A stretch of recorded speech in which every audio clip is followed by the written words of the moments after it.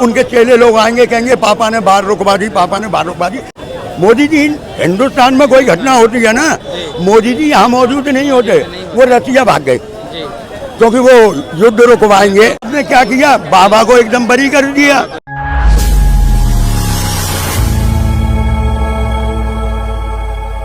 नमस्कार दोस्तों, आप देख रहे हैं लोक भारत। आज मैं दिल्ली में मौजूद हूं और आप बताइए, ये जो दुर्घटना हुई है, एक बहुत बड़ी दुर्घटना है जिसमें 123-124 लोगों की जान चली गई है, तो आप इस दुर्घटना को कैसे देखते हैं? देखो सर, एक तो हमारे देश में जी ये बाबा लोग बहुत बढ़ते जा रहे हैं और अंधविश्वास बहुत फैल रहा है। वैसे कहने को हम 21वीं सदी में जी रहे हैं, चांद पे हम पहुंच गए, चांद पे हम पहुंच गए। खैर चांद पे तो पहले भी पहुंच चुके थे, फिर हम दोबारा भी पहुंच गए, पर हम अपने विचार और ख्याल हमारे अभी तक गटर में ही हैं। हम वहीं तक ही सीमित हैं, क्योंकि हम इतनी तरक्की करने के बावजूद, और इसमें सबसे बड़ी गलती जो अयोध्या में, इसमें हाथरस में जो हुआ ना, इसमें प्रशासन की भी बहुत बड़ी गलती है। बड़े बड़े तो सब बच गए, मोदी, उसकी योगी जी की भी कुछ जवाबदारी बनती है। आप भाई मुख्यमंत्री हो, मंत्री हैं प्रदेश के मुख्यमंत्री है, एक इतना बड़ा आयोजन हुआ, तो आपकी ये पुलिस वगैरह ये सब कहाँ थे? आपने क्या किया, बाबा को एकदम बरी कर दिया, बाबा को एकदम क्लीन चिट्ठी दे दी, और 6 वो बेचारे तहसीलदार, हवलदार और ये थानेदार, ये उनके ऊपर ठीकरा फोड़ दिया। तो ये प्रशासन की बहुत बड़ी लापरवाही है। हमारे देश में जब तक ये बाबाओं पे लगाम नहीं कटेगी। अभी मैं तुम्हें आपके बाबा की बात आई है, तो भाई एक आज की मैंने घटना देखी है। एक बाबा पैदा हुए हैं, मैं भी शर्मा हूँ, और वो भी शर्मा है, अमित शर्मा, यानी कुछ ऐसा ही नाम है उनका। आज उनका प्रोग्राम देख रहा था, वो फूंक मार के कैंसर का, टीबी का वगैरह का सबका इलाज कर रहे थे। और तो बाबा बनो ना, डॉक्टर क्यों हॉस्पिटल खोल रहे हो तमाम दुनिया भर के? अगर इन्हीं से, और हमारी हिंदुस्तान की जनता पढ़ी लिखी होने, मैं ये नहीं कह रहा कि अनपढ़ी उनके चक्कर में आते हैं, पढ़े लिखे जो अच्छे ग्रेजुएट है, डिग्री लिए बैठे, अच्छी पोस्टों पे बैठे, वो भी उन बाबाओं के चक्कर में जा रहे हैं। अरे जब हमारे ये पढ़ा लिखा समाज जब ऐसा दिखेगा, तो भाई अनपढ़ की तो तुम पेड़ भगवान ही मालिक है, फिर तो वो तुम्हारे ही सहारे चल रहा, तुम जैसा करोगे। रह गया हाथरस की दुर्घटना पे, मोदी जी ने कोई ट्वीट नहीं किया।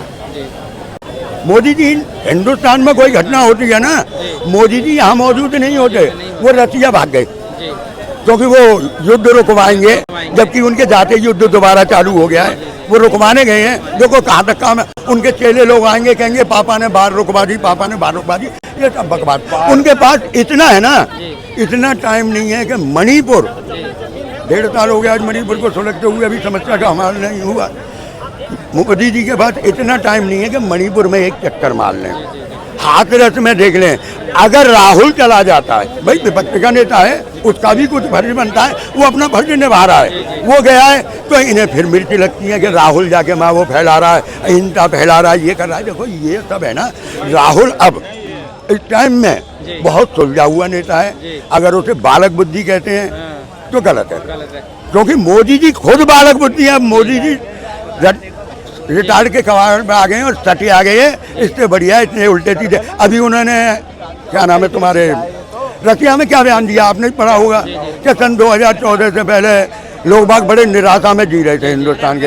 अरे उस टाइम खुद से आज जो तुमने किया है ना, लोग बाग तो आज निराशा में, आज लोग बागों को खाने के लाले पड़े हुए हैं। महंगाई पे मोदी जी नहीं बोलेंगे, शिक्षा पे नहीं बोलेंगे, बेरोजगारी पे नहीं बोलेंगे। उन्हें तो बस यही है कि कांग्रेस को सुबह से कोसना, सुबह उठो, कांग्रेस को 4 गाली दो और फिर बाहर घूमो, और शाम को फिर कांग्रेस को गाली देके सो जाओ।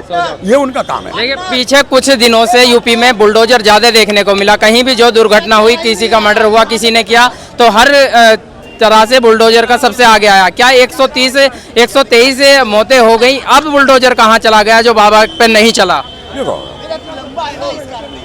सत्ते में बाबा ही बैठे हैं जी, सत्ते में बाबा बैठे हैं, और बाबा पे एक्शन नहीं लेगा जी। बाबा पे एक्शन नहीं लेगा। अगर योगी जी इतना ही सख्त प्रशासन है और इतने ही सख्त आदमी है, तो चला दो ना उस बाबा की कोठी और घर पे बिल्डिंग पे बुलडोजर। वहाँ नहीं चलेगा, क्योंकि वहाँ है ना, इन्हें धर्म रोकता है, क्योंकि ये हमारे धर्म का है। इसलिए मैं पहले भी कह चुका हूँ कि ये योगी और जोगी है ना, इन्हें भेजो जंगल में, और पढ़े लिखों को भेजो संसद में, जो कि कुछ काम हो। क्या बुलडोजर एक विशेष धर्म के ऊपर चल रहा है या सभी के ऊपर बराबर चल रहा है? देखो भाई साहब, एक मिनट, आप भी बोलना। देखो वैसे मैं अभी आपसे बोला था धर्म पे नहीं बोलता मैं, जी जी पर जैसे यूपी में बुलडोजर चला जी। है वो एक विशेष धर्म पे ही चला है। जी, जी। अगर इतना ही सख्त प्रशासन होता हाँ। तो बनारस में जो 3 लड़कों ने हाँ, आईटी सेल के हैं, बीजेपी के, उन्होंने बंदूक की नोक पर रेप किया था। जी जी बहुत दुर्घटना, बहुत गंभीर दुर्घटना थी। किसी योगी मोदी जोगी के मुंह से एक लफ्ज नहीं फूटा। अगर बुलडोजर था जी। और उसमें तेल भी था और ड्राइवर भी था तो वो वहाँ क्यों नहीं चला? जी, जी। एक जाति विशेष में क्यों चलता है? और देखो अगर मैंने कोई, मेरा तो मानना है, हाँ, लोगों की अपनी समझ है, जी जी अगर मैंने कोई गलत काम किया है तो उसकी सजा मुझे मिलनी चाहिए, मेरे बच्चों को नहीं मिलनी चाहिए। अब जब तुम बुलडोजर, जब कांड होने के बाद बुलडोजर चलाते हो, कहते हैं अनलीगल है ये। जी, जी। अरे तो तुम 50 साल से सो रहे थे क्या?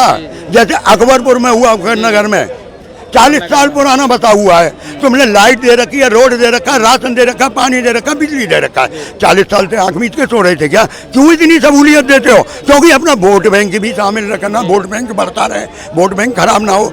अगर ऐसी कोई अनलीगल चीज़ है तो उसी टाइम ढा दो ना। इतनी ढाने के बाद गवर्नमेंट क्या चाहे वो देती है, मुआवजा देती है। 10 लाख के घर को गिरा देती है, आपको 2 लाख रुपए दे देती है कि लो भाई मुआवजा। उससे क्या होगा? जी जी सर।